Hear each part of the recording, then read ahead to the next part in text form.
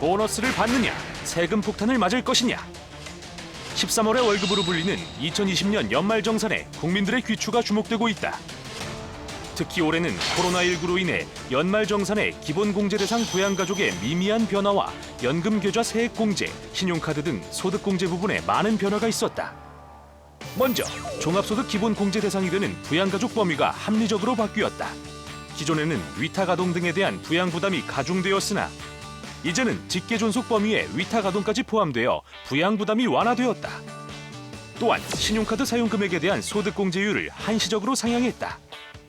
2020년 3월까지는 신용카드는 30%, 그 외에는 60에서 80%의 공제율을 적용하고 코로나19가 가장 심각했던 지난 4월부터 7월까지는 모든 결제수단에 동일한 공제세율인 80%를 적용하였다. 알면 알수록 실속을 더 챙겨갈 수 있는 연말정산. 2020년 연말정산의 다양한 변화를 짚어본다. 네, 연말이면 이 13월에 급여라는 연말정산 시즌이 돌아오죠. 2020년 연말정산에서는 이 기본 공제 대상 부양가족의 변화가 좀 있고요. 또 연금계좌 세액공제, 신용카드 등 소득공제에는 좀 많은 변화가 있다고 합니다. 어떤 변화들이 있는지 이제 하나씩 좀 짚어보도록 할게요. 자, 먼저 종합소득 기본공제 대상이 되는 이 부양가족의 범위를 합리화했다라는 얘기를 들었는데 어떤 내용을 담고 있는지 좀 짚어주시죠. 네.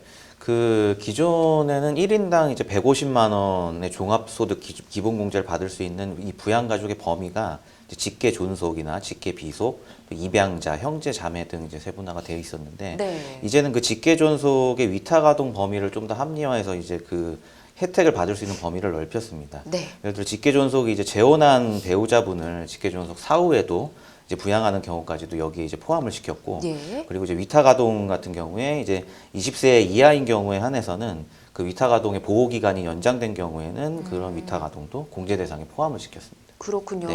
좀 더 범위가 많이 확대가 된 것 네. 같습니다. 자, 그리고 문화생활 지원 목적으로 추가된 항목이 이제 신문 구독료도 소득공제에 포함이 된다고 하네요. 그렇죠? 네네. 기존에는 도서, 공연, 박물관, 미술관 등 사용분이 총 급여 7천만 원 이하인 경우에는요, 30%의 공제를 받을 수 있었는데요. 네. 이제는 여기에 신문 구독료도 동일하게 30%의 공제를 받을 수 있게 됩니다. 그래서 공제를 받을 수 있는 한도는 문화생활로 분류되는 도서, 공연, 박물관, 미술관, 신문 모두 100만 원까지는 제한이 됩니다. 그렇군요.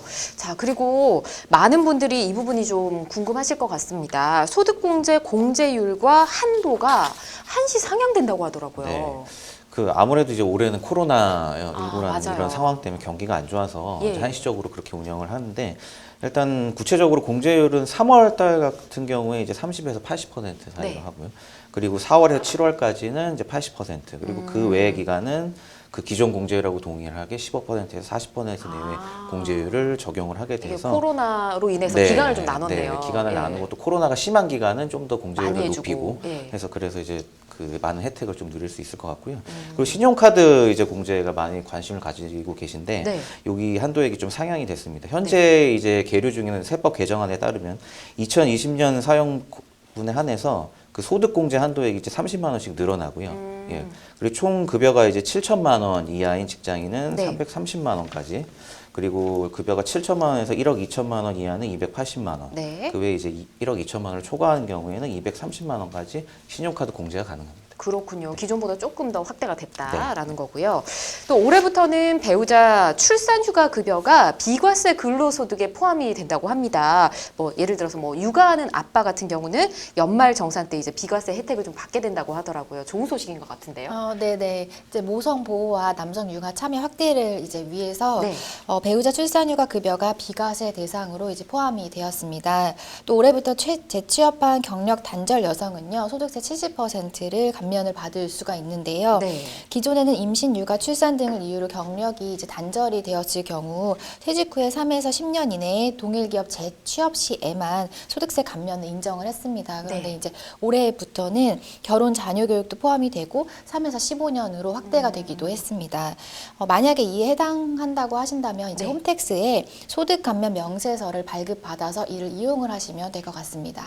알겠습니다. 이 부분 많이 활용을 하시면 좋을 것 같고요. 또 이번에 코로나19로 인해서 중도 퇴사자분들이 유독 많은 편이라고 합니다. 앞서 코로나로 인해서 뭐 공제율도 조금 기간별로 달라졌다 네. 이렇게 얘기를 해주셨는데 중도 퇴사하신 분들 연말정산에 굉장히 많은 혼란이 있을 것 같거든요. 어떻게 네, 하면 좋을까요? 그렇죠.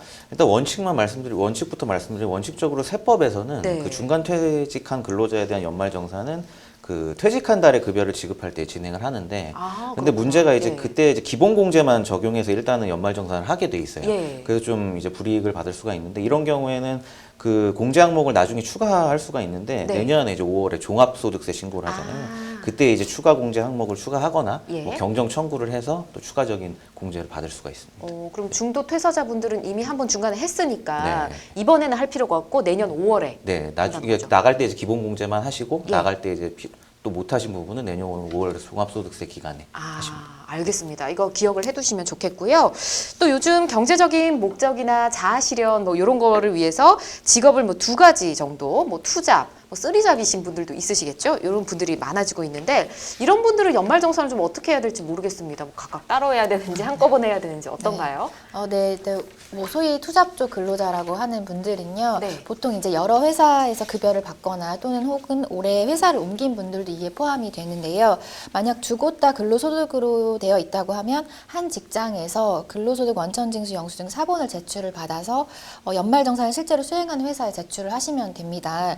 그런데 만약 이중근로를 뭐 회사에 알리고 싶지 않다 그런 경우도 있을 수가 있거든요. 그런 경우에는 한 회사에서 연말정산을 진행을 하시고 나머지는 내년 5월에 이제 종합소득세 기간에 신고를 하시면 되겠습니다. 네. 또한 이제 근로소득이랑 사업소득이 동시에 발생하시는 분들도 그렇죠. 계시거든요. 네. 이제 그런 분들 프리랜서 같은 분들은 이번 연말정산이 아니고 내년 5월에 종합소득세 신고 기간에 일을 진행을 하시면 되겠습니다. 알겠습니다. 이 내용도 알아두시면 도움이 되실 것 같습니다. 자, 이렇게 오늘 중요한 내용 또 짚어봤고요. 여러분께서는 지금 생방송 법률 상담 함께하고 계십니다.